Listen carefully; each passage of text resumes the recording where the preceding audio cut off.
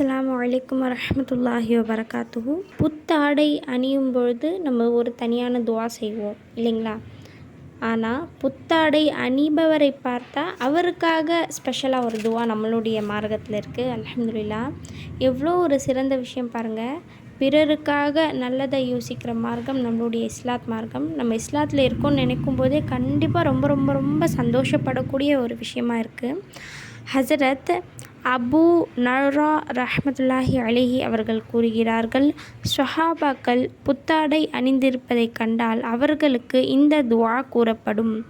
துபுலி வ யுஹ்லிஃபுல்லாஹ்.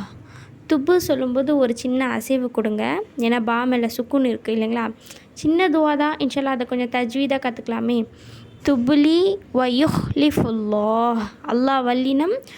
சொல்லும்போது அசைவு ஏற்படக்கூடாது.